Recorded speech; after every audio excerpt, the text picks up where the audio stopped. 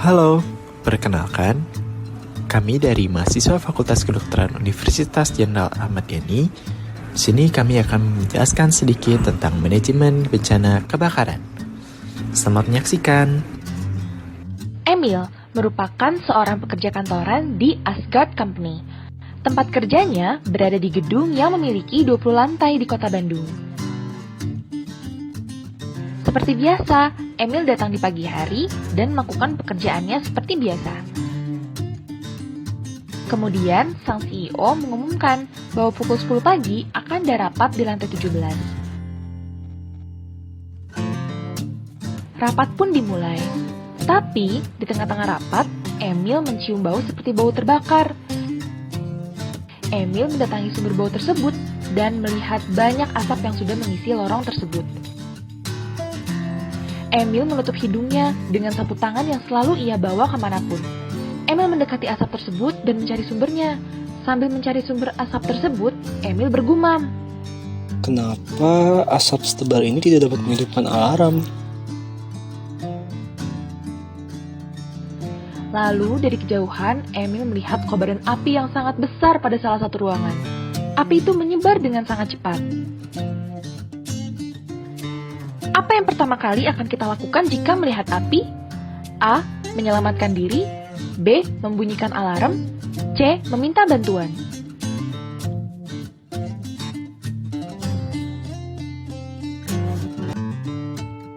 Emil membunyikan alarm.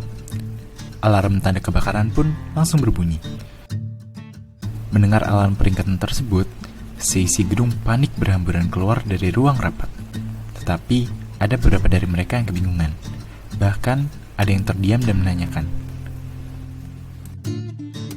Apa yang harus dilakukan?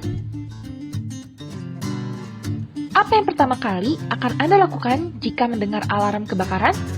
A. Jangan panik, menuju tangga darurat. B. Segera turun gedung melalui lift. C. Mencari tempat tinggi.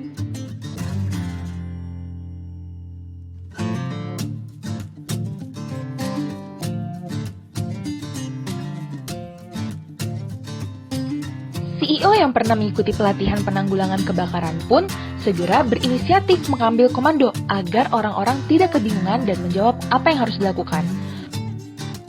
CEO berkata dengan tegas, "Jangan panik. Semuanya, dengarkan perintah saya." Semua orang tampak mendengarkan dengan gelisah.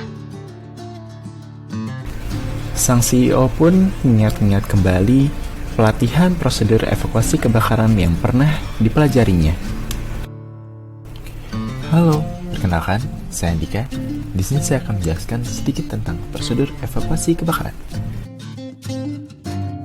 Apa aja sih yang harus kita lakukan saat terjadi kebakaran?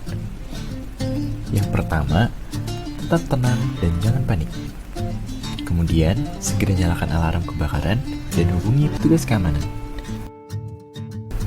Apabila sumber kebakaran kecil dan sumbernya diketahui, padamkan dengan menggunakan apar atau alat pemadam api ringan, atau fire blanket, karung goni, dan sebagainya. Terus, gimana sih prosedur penggunaan apar atau tabung pemadam? Yang pertama, tarik atau lepas pin pengunci tuas apar atau tabung pemadam. 2. Arahkan selang ke titik pusat api. 3. Tekan tuas untuk mengeluarkan isi apar atau tabung pemadam. Dan yang keempat, sapukan secara merata sampai api padam. Nah, selanjutnya di sini saya akan menjelaskan tentang klasifikasi kebakaran dan bagaimana sih cara memadamkannya. Yang pertama, ada kebakaran kelas A. Kebakaran kelas A adalah kebakaran yang disebabkan oleh benda padat yang mudah terbakar, seperti kayu, kain, kertas, atau plastik. Kebakaran kelas A dapat dipadamkan dengan air, pasir atau tanah, apar dry chemical, apar foam, dan apar HCFC. Yang kedua, kebakaran kelas B.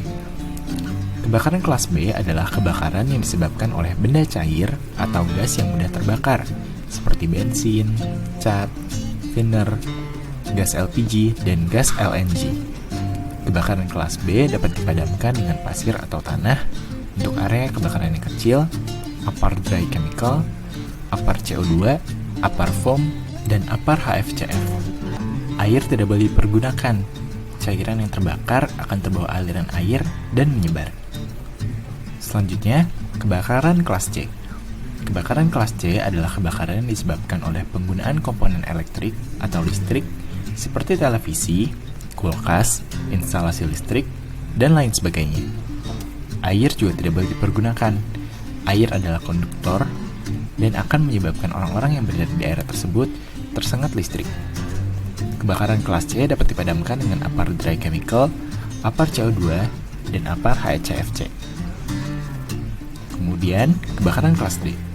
Kebakaran kelas D adalah kebakaran disebabkan oleh benda metal yang mudah terbakar, seperti potasium, sodium, aluminium, dan magnesium.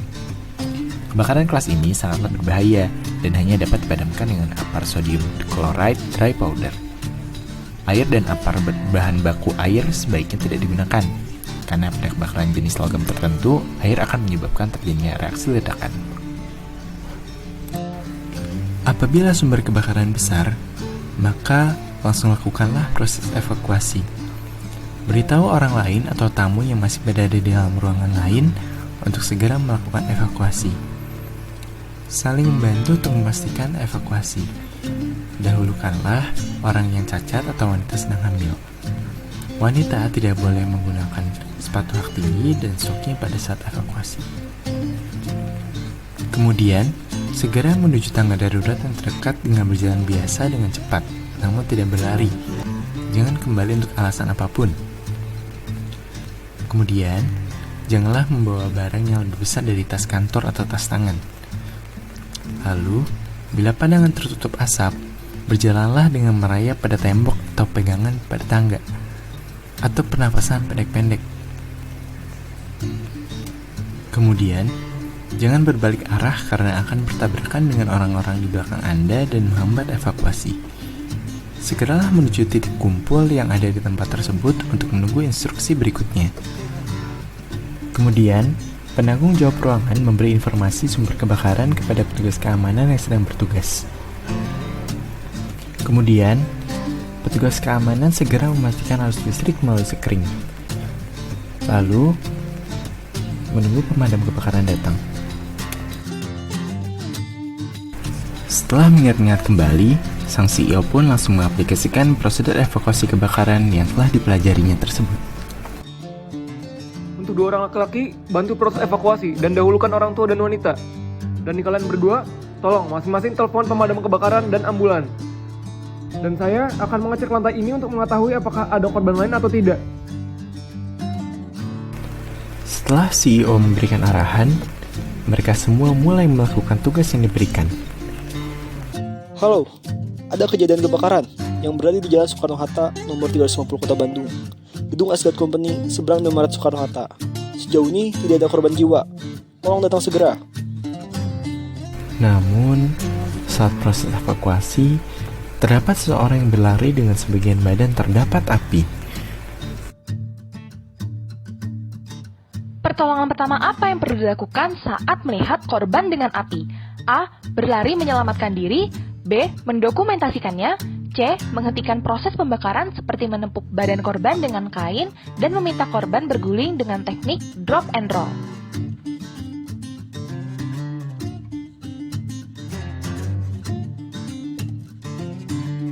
Setelah melakukan pemadaman api, apa yang perlu dilakukan pada korban luka bakar? A. Dibiarkan saja. B. Menunggu tenaga medis datang. Atau C. Lakukan pendinginan luka bakar dengan cara mengalirkan air dengan suhu normal selama 20 menit.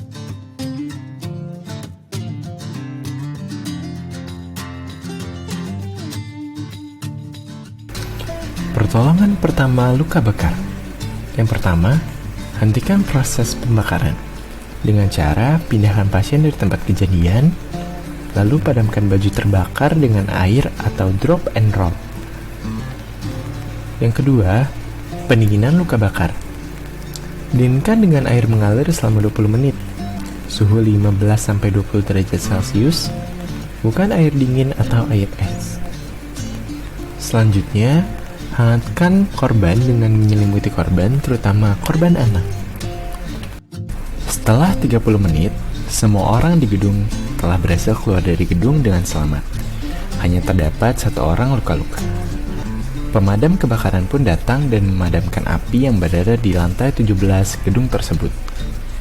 Keberhasilan ini terjadi berkat sang CEO, Emil, dan kerjasama dari seluruh pegawai kantor. Mereka tidak ingin peristiwa ini terjadi lagi.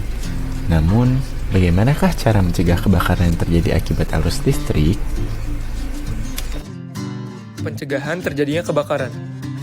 Yang pertama, pastikan bahwa instalasi listrik aman. Yang kedua, hindari pembebanan yang berlebihan pada satu stop kontak akan menyebabkan kabel panas dan akan bisa memicu kebakaran. Ini biasanya dilakukan dengan penumpukan beberapa stop kontak atau letter T pada satu titik sumber listrik. Yang ketiga, pergunakan pemutus arus listrik dalam keadaan baik. Yang keempat, apabila ada kabel listrik yang terkelupas atau terbuka, harus segera diperbaiki, karena bisa menyebabkan hubungan pendek. Yang kelima, jangan sekali-kali mencantol listrik, karena Anda tidak memiliki sistem pengaman yang sesuai. PLN biasanya sudah memperhitungkan distribusi beban listrik. Apabila ada beban berlebihan akan mengganggu jaringan listrik yang ada. Sekian video dari kami. Mohon maaf apabila banyak kekurangan. Terima kasih. Stay safe and healthy. Semoga bermanfaat.